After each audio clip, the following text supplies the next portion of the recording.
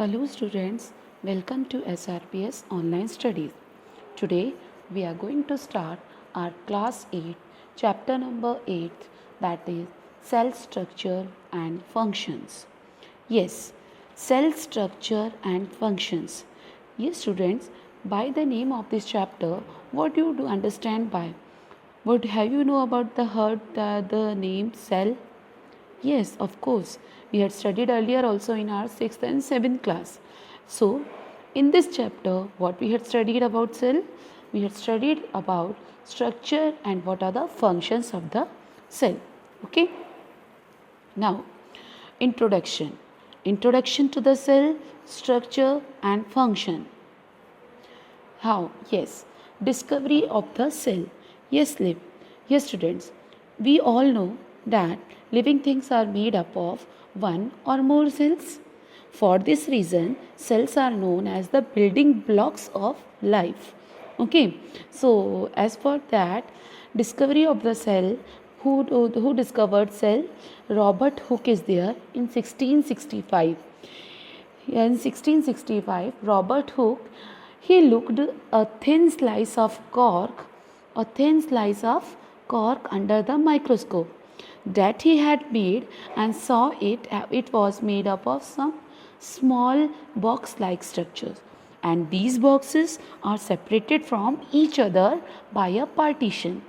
So he called these boxes the cell, or we can say that Robert Hooke observed a thin slice of cork, or we can say dead plant cells, with a microscope.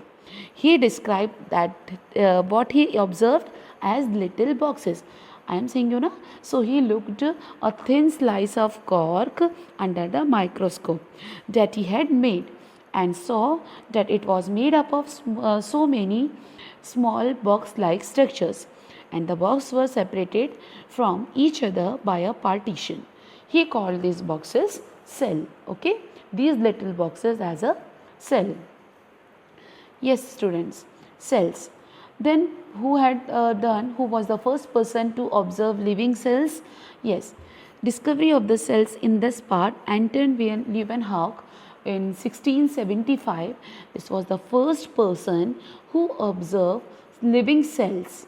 So a student understand and keep it in your mind that Robert Hooke was discovered cell, and Anton van Leeuwenhoek was one of the first person who observed living cells.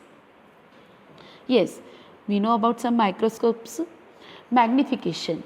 Magnification microscopes refers to the microscope power to increase an object apparent size. See, in microscopes also one magnification term is there. So what they do? They refers to an microscope power. How the power?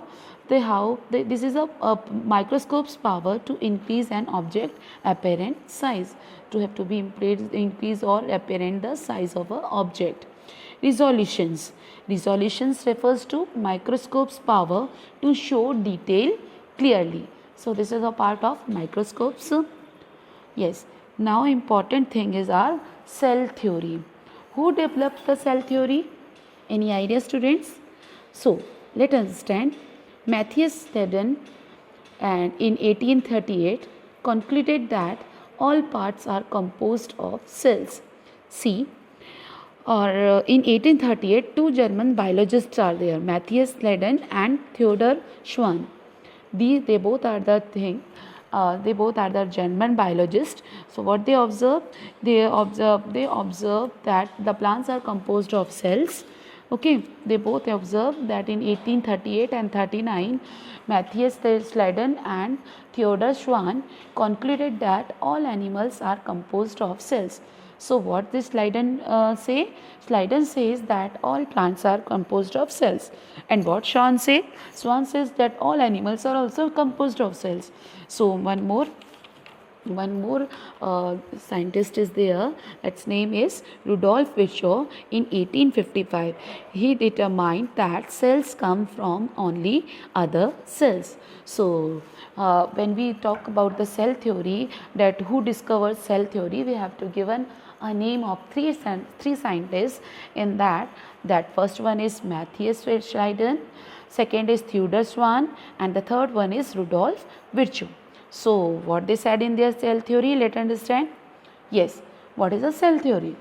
First in cell theory our part is all living things are composed of one or more cells. First point in our cell theory is that all living things are made up of one or more cells. Second is cells are organisms, then we can say that they are the basic units of structure and function, or we can say that cells are the basic unit of life, structure or functional unit of life. Okay, so and the third point is cells come only from our existing cells. See, in our cell theory, what they said, that first thing is all living things are made up of cells. Just as a wall, student, have you seen a wall that is also made up of bricks? So cells are the basic building blocks of living organism in the such way just as a brick. Then second point, all cells are similar in their basic structure and function, or we can say that all cells are same in their basic structure and similar in their basic structure and function, but they are not identical. They differ in size and structure. Okay. Now the third one is that the new cells are formed due to the division of the old one. Okay, so we can say it that cells come only from the existing cells. Now cell diversity. Cell diversity means we have seen that in multicellular organism cells have special jobs to do. So we have seen different shapes and sizes there, different shapes and sizes, and so many internal organization is there. Okay, so in that part cell diversity, in the cell diversity 3 points are there: cell their size, shape and internal organization. See there by the picture diagrammatic representation, they had given you the smallest cell, bacterium. Okay, they had given you the size also, micro mm, and cell diversities in size. They had given you different types of organisms cells. See the bacterium smell is so smallest cell. After then the longest cell is of this one, giraffe nerve cell. After this the biggest cell is of ostrich egg cell. That is a size of 6 inches long, 5 inches wide, and the weight of this one is 3 pounds. Now about the cell shape. Cell diversity, one of the point is our shape. We all know that the cells differ widely in shape. We all know about it because in our body so many types of cells are there and they have a perform different functions also. So we can say cells differ widely in their shape also. Most cells are rough. Okay, most cells are roughly cuboidal or spherical. Okay, so we have seen that so many types of shapes and sizes the cells have. Now about the internal organization. We have studied in our cell diversity the three parts are there. First one is of size, second one is of shape, and the third one is of internal organization. So in our internal organization so many parts are there. First is nucleus. It contains DNA which directs the activity of the cell. So in our nucleus DNA part is there, so which control over the activity of the cell. Organelle, a cell component that performs special function in the cell. So many types of organelles are present, so they perform different types of functions. Eukaryote cells, they contain a nucleus and a membrane bound organelles. See, eukaryotes type of cells are a mature cells. So what they have a nucleus and double membrane, and they have a membrane bounded, they have a membrane. Okay, and they are known as and these organelles have a membrane bounded organelles. Prokaryotes means we can't say that it is a mature, that is immature. Okay, immature cells. So there is a lack of nuclei and membrane bound organelles are there. Okay. Now eukaryotes and prokaryotes. Listen students, we all know about eukaryotes and prokaryotes. See, just take a brief discussions about them. Eukaryotes, animals, plants, fungi, protists, and prokaryotes. Prokaryotes, bacteria differ greatly in their structure. See student, there are two pictures I had given you. Eukaryotes, organisms or organelles, they have a double membrane over on them. See in a cream structure, this one is a eukaryotes or mature cell. So they have a nucleus also there, and double membrane is also bounded out the outermost part. But in prokaryote cell, in a bacteria, they have different greatly in structure also. They don't have any double membrane, they don't have any nucleus. So we can say that the eukaryotes are a mature cells and a prokaryotes have a immature cells. Okay, they see by the cells. Okay, prokaryotic cells, we see ribosomes are present, capsules are there, cell wall is present, plasma membrane is present, nuclear region in which DNA is present. Okay, flagellas are present. So these are the structure of prokaryotic cell. See what is the basic difference between eukaryotic and prokaryotic organisms. Let's see. Nucleus. When we talk about the nucleus, in prokaryotes no nucleus are present, but in eukaryotes nucleus are present. Membrane bound organelles. In prokaryotes no bounded organelles, no double membrane is present, but in eukaryotes double membrane is present. What is the size of the prokaryotes? That is about 1 to 10 micrometer, and this one is at 10 to 50 micrometer. When evolved 3.5 billion years ago, this prokaryotes, and eukaryotes is evolved just 1.5 billion years ago. Okay, what about the cytoplasm? In prokaryotes, cytoplasm is present? Yes. And in eukaryotes also, cytoplasm is present. Cell membrane is present in prokaryotes? Yes. And cell membrane is present in eukaryotes also. Okay. Cell wall somewhere, and in the plant, and cell wall is present in eukaryotes we can say in plants only. Ribosomes is present in prokaryotes and eukaryotes, both of them. DNA, circular, free floating DNAs are present in prokaryotes, and in eukaryotes, chromosomes are in nucleus are present. Okay, what are the examples of prokaryotes and eukaryotes? In prokaryotes, the example is bacteria, and in eukaryotes, plants, animal, fungi, and protists. Okay, so this one is our the part of now. This one is our part of prokaryotes and eukaryotes. Now, cell structure. See the parts of a cell. We all know each living cell carries out the task of taking food, transforming food into energy, and getting rid of waste and reproducing. We all know about it, that in our human body so many types of systems are going there, and by that we have to fulfill our all daily task. Okay, so most eukaryotic cell have a three main components. First one is cell membrane, second one is cytoskeleton, and the third one is nucleus. So we all know that in eukaryotes three types of main parts are there: cell membrane, cytoskeleton, and nucleus. See, there are some of the structures that given here, and organelles. We are going to start our organelles structure and function of the following organelles. Okay, will be discussed. So now let's see what are the cell structures are there. Cell membrane, nucleus, cell wall, cytoplasm, cytoskeleton, ribosomes, endoplasmic reticulum, Golgi apparatus, mitochondria, lysosomes, peroxisomes, cilia and flagella, basal bodies, centrioles, vacuoles, plastid. So what we see is, students, so we have seen that in our cell these type of all cell organelles are present, and they have a different types of function.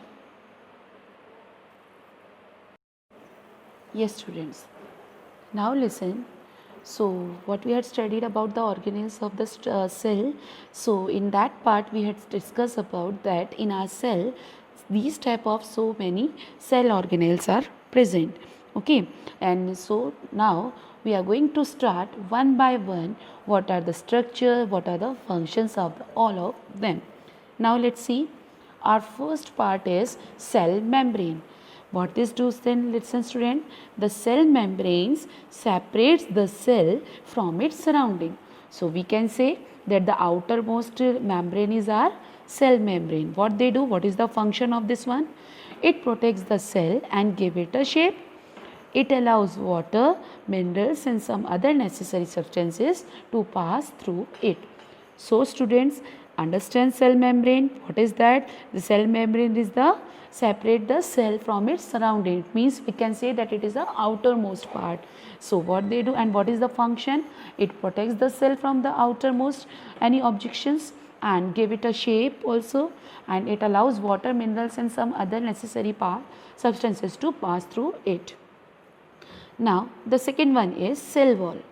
Plant cells have a cell wall which is absent in animal cells. See student, this one is the most important difference between both of them, that in a plant cells cell wall is present, but in animal cells no cell walls are present. So what is the function now cell wall? The cell wall supports and protects the plant cell. So what is the function of cell wall? The cell wall function is that they protect and give support to the plant cell. Okay. Now the next part is the center part, that the main part of a cell is nucleus. See students, in the center of a cell a small spherical body is there, that is called our nucleus. We can say nucleus is the control center of a cell. We can say nucleus as a nickname, that it is a control center of a cell. Why we are saying this type of name to the nucleus? Because it control all over the activities which happen in the cell. It controls all the activities which is going on there in the cell. So it directs the growth of a cell. So what is the function of the cell now? It directs the growth of the cell and controls all the activities that go on within the cell. So student, understand that in nucleus, that in a cell one spherical shape is there inside, in between or in middle of the cell, that is our nucleus, and these nucleus have known as a control center of a cell. We can say it because it controls all the activities which is happen in the cell. Now nucleus and its structure. Inside the nucleus also we have seen so many types of structures are there. Nucleoplasm. So the liquid in the nucleus is known as nucleoplasm. Okay. Nuclear membrane. The double membrane surrounding the nucleus within a cell. Okay, that is called our nuclear membrane. Now nucleolus. What is nucleolus? Inside the nucleus there is a small spherical body, that is called our nucleolus. See student, these are the very most important terms are there, because at many times in our exam also we had given you the term that what are differentiate between nucleoplasm, nucleolus and nuclear membrane. So we know that the liquid which is present in the nucleus, that is nucleoplasm. The membrane which surrounded over on the nucleus, that is nuclear membrane. And inside the cell, inside the nucleus, one spherical shape is there. So spherical shape structure is there, that is nucleolus. See, this one is our structure of nucleus. See, in the middle of a structure, this one is only the part of nucleus. We have seen that in our this nucleus, first of all, some pores are present in between endoplasmic reticulums. There is an arrangement of endoplasmic reticulum is also there at the side of a nucleus. So they have some pores between them. Nucleoplasm is there. It means that the liquid which is present in the nucleus. Endoplasmic reticulum, nucleolus, a spherical shaped body inside the nucleus. Nuclear envelope is there. Okay, nuclear envelope is there. Outer and inner, two types of inner nuclear envelope is there. Some in the liquid, some chromatin material DNA is present. Okay, and then after outside that part cytoplasm is present. Okay students, understand the structure of nucleus. Now about the chromosomes and genes. They are also present in nucleus. Chromosomes are thread-like structure which are present in the nucleus. See students, we have seen we have seen in our this one, in our structure of a nucleus, we have seen that what some thread like structure is present, which we say that chromatin material DNA. Okay, so what happened, they are present in the nucleus and they are the thread like structures, they are known as chromosomes. Okay, so they are the thread like structures which is present in the nucleus. What they have some genes over on it. So what are the function of the genes? So what is the first, they carry genes. It means that chromosomes carry genes which contain all, and these genes can contain all the information needed by the cell to function and to produce further cells to the next generation. Or we can say that these genes are responsible for our inheritance. Understand, students? So we can say transfer of characteristics from the parent to the offspring, they happen because of genes. So chromosomes and genes, we know that in our nucleus some thin thread like structure is present, they are the chromosomes, and in that chromosomes, over on that chromosomes some genes are present, and they are the genes by which they contain the they take the information and take that all the things which is so take all the informations and give it, and the cell function and reproduce further cells to the next generation. Or we can say that the genes are one of the responsible for inheritance, they transfer the characteristics from the parents to offspring. Understand? Now the next one part is protoplasm, the nucleus and the cytoplasm. The nucleus and the cytoplasm together form a protoplasm. Okay, proto means first and plasma means liquid. It means first liquid. First liquid is what? First liquid is protoplasm, which is called the living substance of the cell. Now the organelles.